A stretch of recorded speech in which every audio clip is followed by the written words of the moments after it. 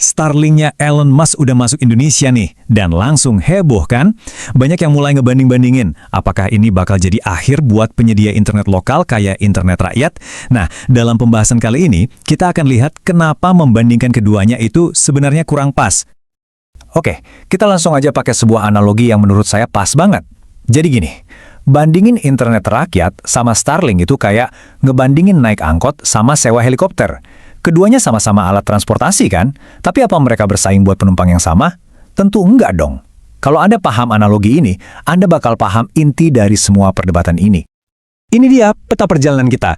Pertama, kita akan bedah soal harga yang bedanya jauh banget, terus kita dalami teknologinya, lalu kita cari tahu siapa sih pengguna yang paling pas buat masing-masing layanan, dan terakhir kita simpulkan kenapa mereka ini sebenarnya bukan saingan.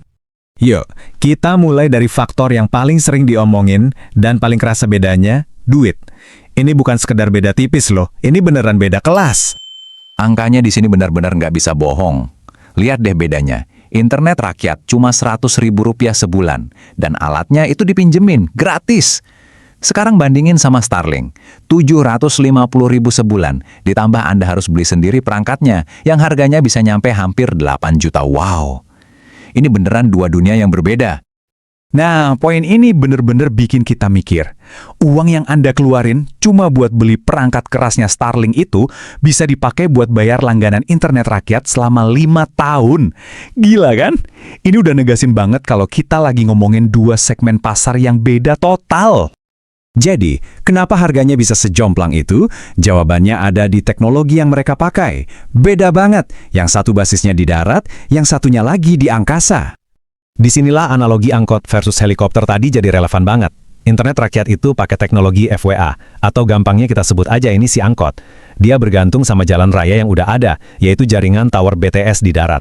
Kalau rumah Anda nggak ada di dekat rute towernya, ya Anda nggak bisa naik. Sebaliknya, Starlink itu si helikopter. Dia nggak butuh jalanan, sinyalnya langsung turun dari langit, jadi dia bisa mendarat di mana aja, mau di tengah hutan, di puncak gunung atau di pulau terpencil sekalipun. Terus gimana performanya? Soal kecepatan download, ya jelas Starlink menang jauh. Tapi ada detail menarik nih di latensi atau ping.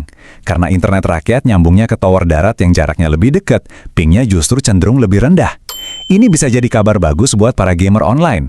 Kalau sinyal Starlink nggak harus bolak-balik dulu keluar angkasa, jadi latensinya sedikit lebih tinggi.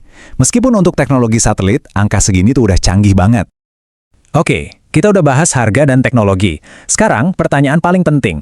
Layanan mana yang sebenarnya buat Anda? Mari kita bedah profil pengguna idealnya.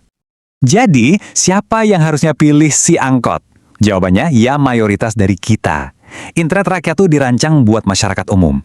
Kalau Anda tinggal di daerah yang udah ada sinyal seluler, butuh internet terjangkau buat kebutuhan sehari-hari kayak streaming, main media sosial, atau buat anak sekolah online, ya ini pilihan yang paling masuk akal dan efisien. Terus buat siapa helikopter ini? Nah, Starlink itu solusi buat mereka yang ada di luar jangkauan jalan raya biasa. Bayangin deh, perusahaan tambang di tengah hutan, villa di puncak gunung, atau komunitas di pulau terpencil. Buat mereka, Starlink itu bukan kemewahan. Seringkali ini satu-satunya jembatan digital mereka ke dunia luar. Setelah melihat semua perbandingan ini, kita sampai pada kesimpulan utama yang menyatukan semuanya. Jadi, inilah inti masalahnya. Menganggap internet rakyat dan Starlink sebagai saingan itu sebuah kekeliruan. Mereka bukan petinju di ring yang sama, kayak yang tertulis di sini, mereka itu alat yang berbeda untuk pekerjaan yang berbeda.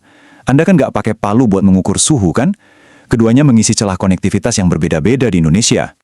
Cara paling gampang buat ngelihatnya itu begini. Internet rakyat adalah solusi buat desa yang udah ada towernya.